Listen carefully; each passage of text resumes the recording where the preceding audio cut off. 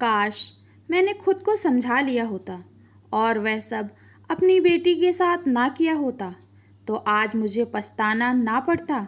यह सोचना एक पिता का था जो पेशे से एक आर्किटेक्ट था, जिसने अपने जीवन के बहुत ही कीमती 45 साल नौकरी करते हुए निकाल दिए थे।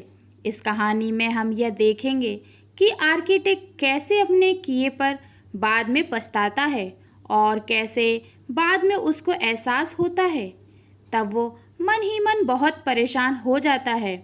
यह कहानी एक 65 साल के आर्किटेक्ट की है जो 45 साल से जॉब कर रहा था।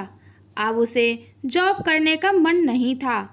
वो अब उसकी बाकी ज़िंदगी को अपने बच्चों और पोती पोतियों के साथ एंजॉय करते हुए घर पर रहकर बिताना चाहता था। उसने एक दिन अपने बॉस से कहा कि अब मैं जॉब नहीं करना चाहता, मुझे अपनी जॉब से रिटायरमेंट चाहिए, क्योंकि अब मुझे अपने घर परिवार के साथ शांति से रहना है।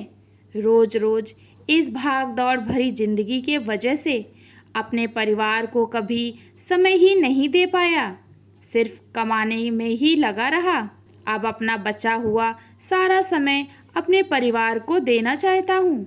बॉस ने सारी बात सुनकर कहा, अच्छा ठीक है, पर जाने से पहले तुम्हें एक आखिरी प्रोजेक्ट पर काम करना होगा, क्योंकि मुझे लगता है कि इस प्रोजेक्ट में तुमसे अच्छा काम कोई और नहीं कर सकता।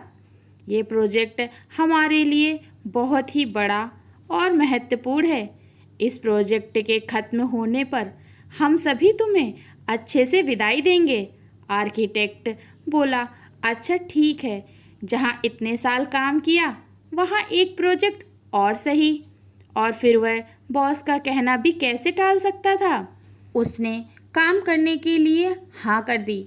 आर्किटेक्ट का ये आखिरी काम था, पर उसके मन में नौकरी छोड़ने का ख्याल घर कर चुका था, इसलिए उसका काम में मन नहीं लग रहा था। उसे घर पर अपने परिवार के साथ रहना था, पर ये आखिरी प्रोजेक्ट बीच में जो आ गया था, फिर भी जैसे तैसे करके वो ये प्रोजेक्ट कर रहा था। या यूँ कहें कि इस प्रोजेक्ट में उसने हर एक लाइन बिना मन से ही खींची थी। उसने सभी आकार भी बिना मन के ही बनाए थे।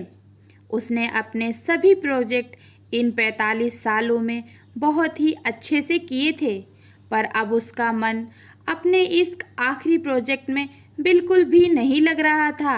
बस उसको अब घर जाना था। इस वजह से ये प्रोजेक्ट उसके पहले सारे प्रोजेक्ट्स जितना अच्छा नहीं बन रहा था। कुछ समय के बाद यह घर बनने का प्रोजेक्ट खत्म हो गया और घर बनकर पूरी तरह से रेडी था। अब समय हो चुका था कि वह अपने बॉस को ये प्रोजेक्ट दिखाए। उसके बॉस ने वो घर देखा और कहा कि ये घर मैंने तुमसे तुम्हारी बेटी के लिए बनवाया है, और चाबी देते हुए कहा, हमारी तरफ से तुम्हें यह घर रिटायरमेंट की भेंट है। मुझे याद है कि एक बार तुमने मुझे अपनी बेटी के लिए एक प्यारा और सुंदर घर बनाने की इच्छा बताई थी। तुम उसके लिए एक बहुत ही आलीशान घर बनाना चाहते थे। मुझे लगा तुमने अपनी ज़िंदगी में इतने साल हमारी कंपनी को दिए, कंपनी को आसमान की बुलंदियों तक पहुंचाया। तुमने हमारे साथ 45 साल पूरी ईमानदारी और लगन से काम किया। मैंने सोचा तुम्हारी विदाई पर इससे अच्छा तोहफा हमारी तरफ से तुम्हारे लिए और क्या ही हो सकता है। यह सुनते ही आर्किटेक्ट के तो मानो होश ही उड़ गए, क्योंकि उसने अपनी बेटी का सपनों का घर बिना मन के बनाया था। अब उसे लगा कि काश मुझे ये बात पहले पता होती तो मैं ये घर पूरी लगन से बनाता। अब उसे अपने ही किए पर पछतावा हो रहा था कि मैंने अपने सपनों के घर को कैसे बिना मन के ऐसे बनाया। वो मन ही मन सोच रहा था, काश मुझे पहले ये पता होता कि मैं अपनी बेटी के लिए ही घर बना रहा हूँ, तो उसकी डिज़ाइन, उसकी एक एक चीज़ बिल्कुल महल से भी सुंदर तैयार करता, जैसा कि मैं अपने ख्वाबों में सोचा करता था। काश मैं घर का हर एक आकार अच्छे से देता, पर अब उस पछतावे का कोई भी उपाय नहीं था। हम भी अपनी लाइफ में कई बार ऐसा ही करते हैं। जब हमें पढ़ना होता है तब हम पढ़ाई नहीं करते, और जब रिजल्ट आता है तभी ऐसा सोचते हैं कि काश मैंने पढ़ाई की होती तो मेरे अच्छे मार्क्स आते।